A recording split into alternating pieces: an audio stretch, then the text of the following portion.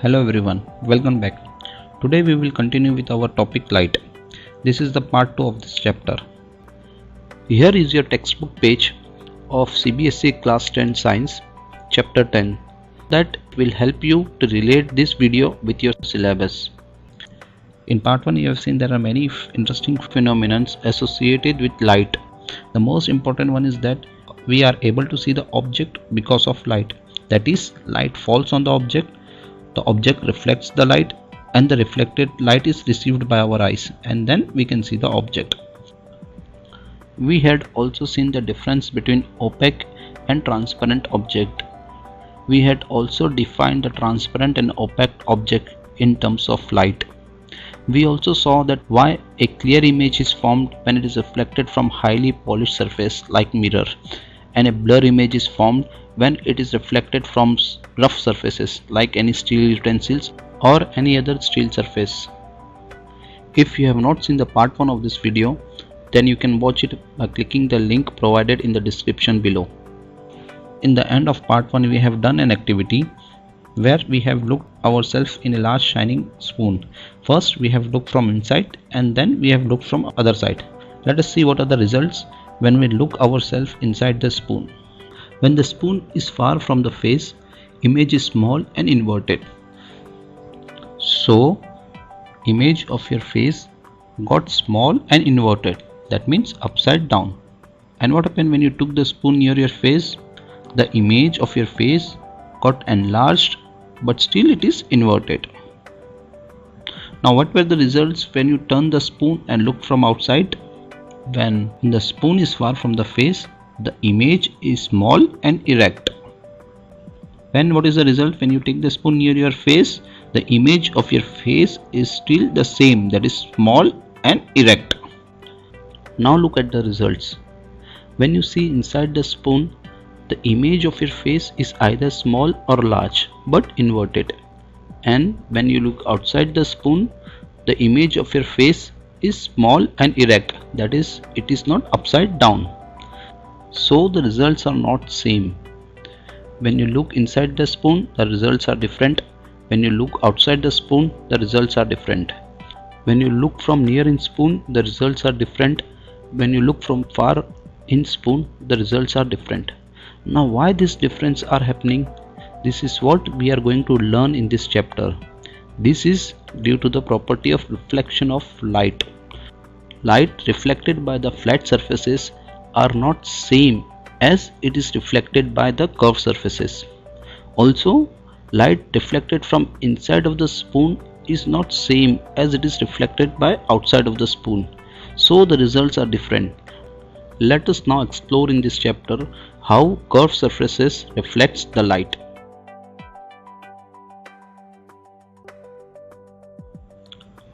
Let us continue reading the textbook. The curved surface of shining spoon could be considered as a curved mirror. The most commonly used type of curved mirror is spherical mirror. The reflecting surface of such mirror can be considered to form a part of surface of sphere.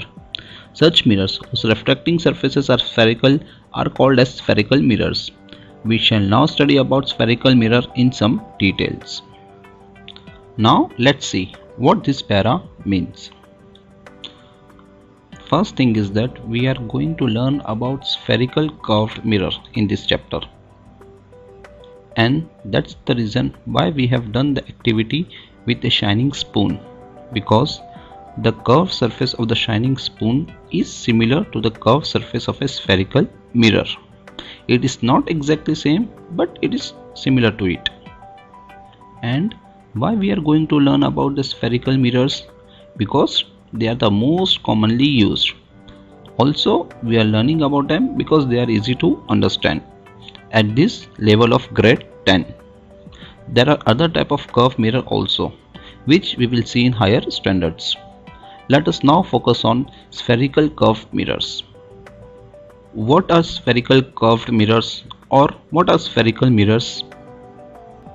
Mirrors whose reflecting surfaces are considered to form a part of surface of sphere are called as spherical mirrors. Let us draw a spherical mirror here. What are the example of spheres?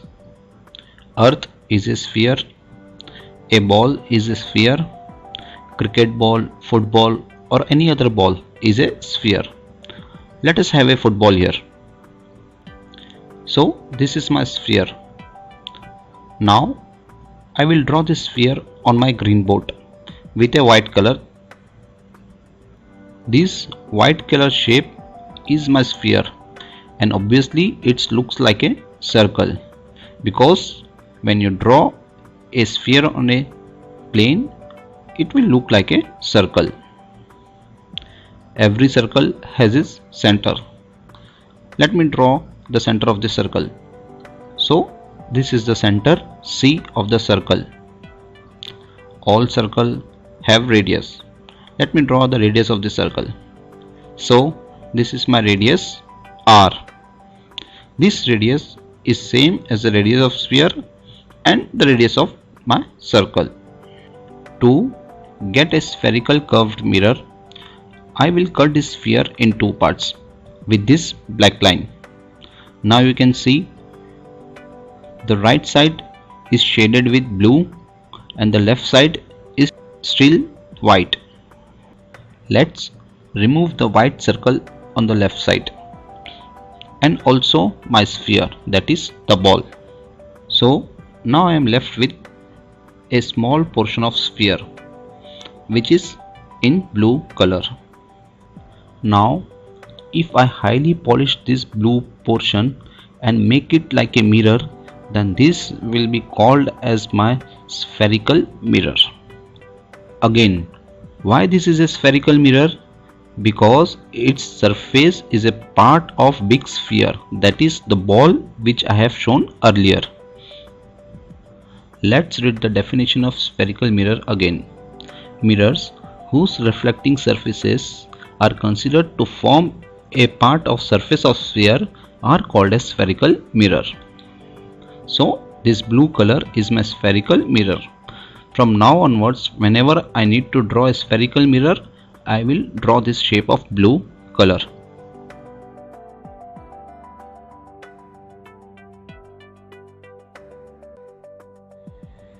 Next pair of textbook 10.2 Spherical mirrors. The reflecting surface of a spherical mirror may be curved inwards or outwards. A spherical mirror whose reflecting surface is curved inwards, that is faced towards the center of sphere, is called concave mirror. A spherical mirror whose reflecting surface is curved outwards is called convex mirror. The schematic representation of these mirrors is shown in figure 10.1. You may note that in these diagrams the back of the mirror is shaded. In this para, what we are going to learn is scientific representation of spherical mirror. Also we will learn what are the types of spherical mirrors, that is concave and convex mirrors. This blue color curve is a part of sphere of center C and radius R. This curve has two surfaces, inside surface highlighted with yellow and outside surface highlighted with red. Let me move this diagram aside and have some space on my green board. Just to avoid confusion and explain you more clearly, I will show the yellow highlighted inside surface on top and red highlighted outside surface on bottom. Now focus on this yellow highlighted inside surface. I will make this yellow highlighted inside surface as reflecting and represented it with black color. So this is my reflecting surface. Backside blue color I will shade it with grey color and make it as non-reflecting surface. So this is my non-reflecting surface. Let us understand the difference between reflecting and non-reflecting surface. If you stand in front of reflecting surface, you will see your image. If you stand in front of non-reflecting surface, you cannot see your image. It is similar to flat mirrors. In flat mirror you have two sides, front side and back side. Front side is reflecting surface and you can see your image, and back side is non-reflecting surface and it is shaded where you cannot see your image. It is normally shaded with orange, red or grey color. In this curved mirror, inside surface is reflecting.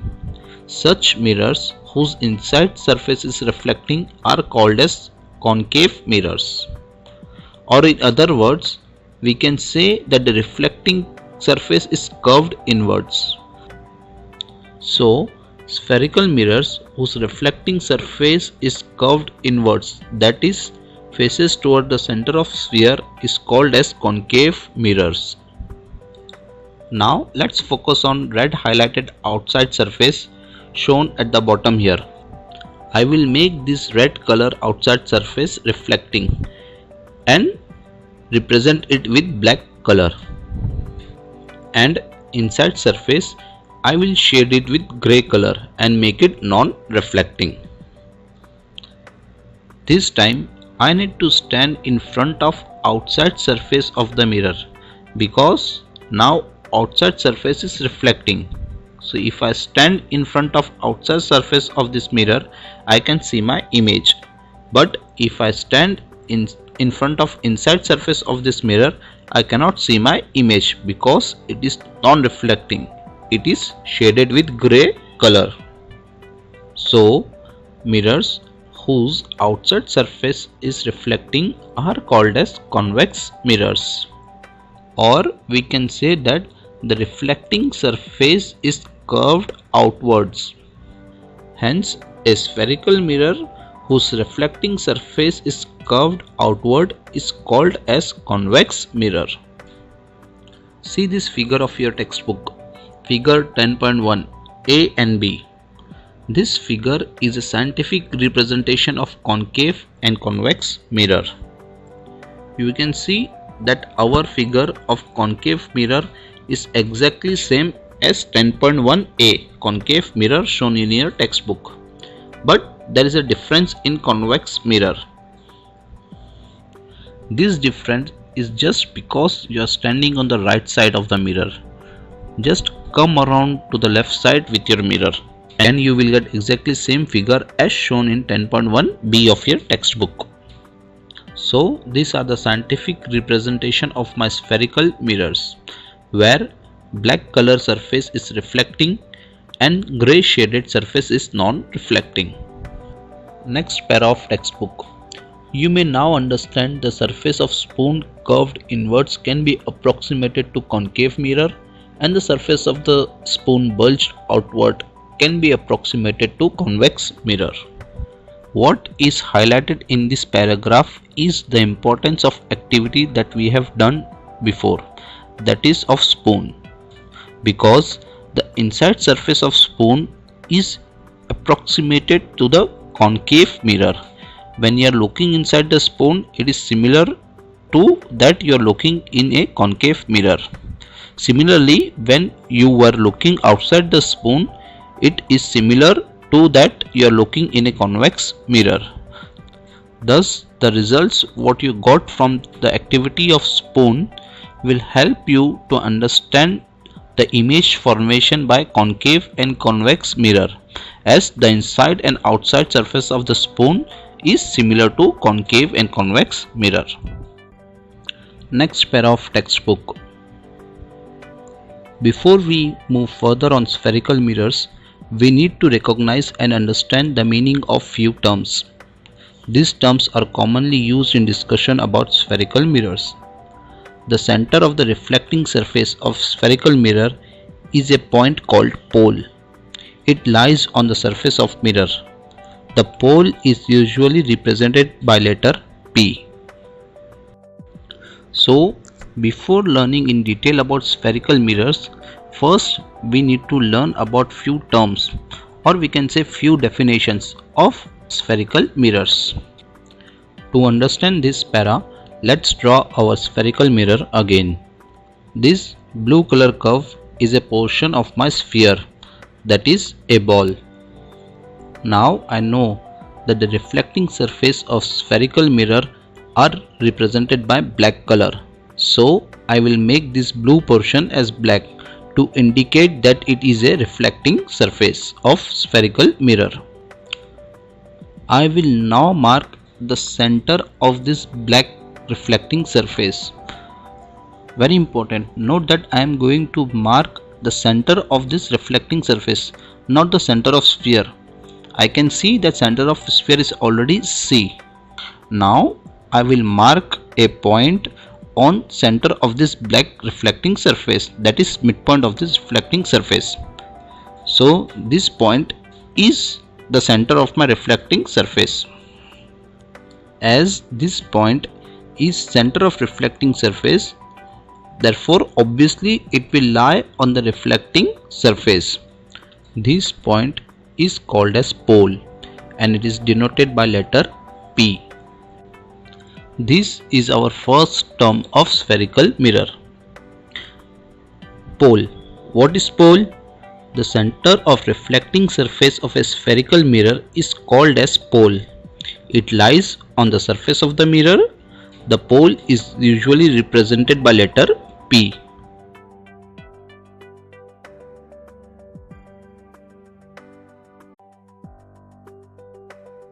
Let's continue with other terms. The reflecting surface of a spherical mirror forms a part of sphere. We have learned this many times, and you can see in this image also that the reflecting surface is a part of our ball, which is a sphere. This sphere has a center. This point is called center of curvature of spherical mirror. It is represented by letter C.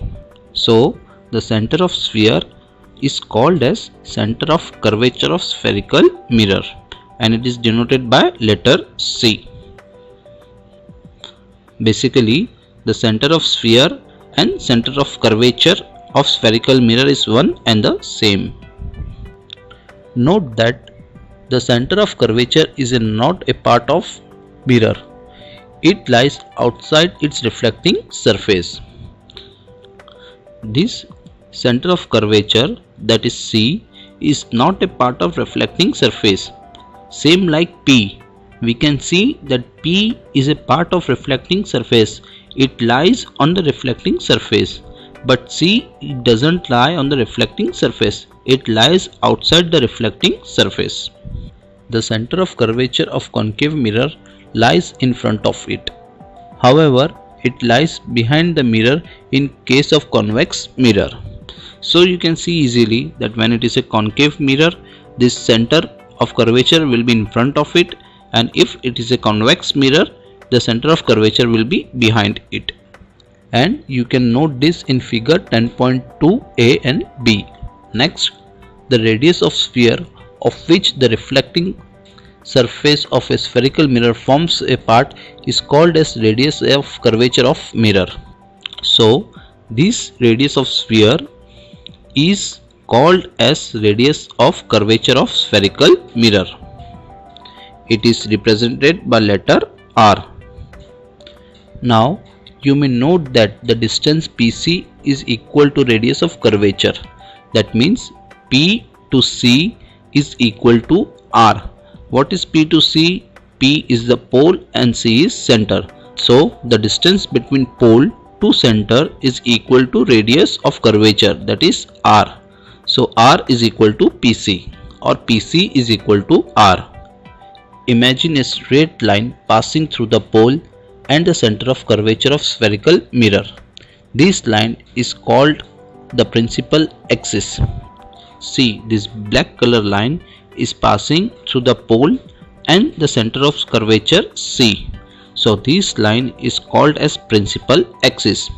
We can say this line is nothing but the line of radius R, and mathematically we know that radius is always perpendicular to any point on the circle.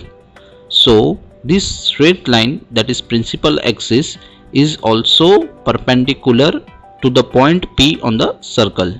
Therefore we can say that principal axis is normal to the mirror at its pole. So we have seen the terms like pole denoted by P, center of curvature denoted by C, radius of curvature denoted by R. We have also seen that PC is equal to R or R is equal to PC, and we have seen the principal axis. The property of principal axis is that it is normal to the spherical mirror at its pole. We will end here the part 2 of this chapter, light. In next part we will do an activity and we'll learn about one of the most important term of spherical mirror, that is focus.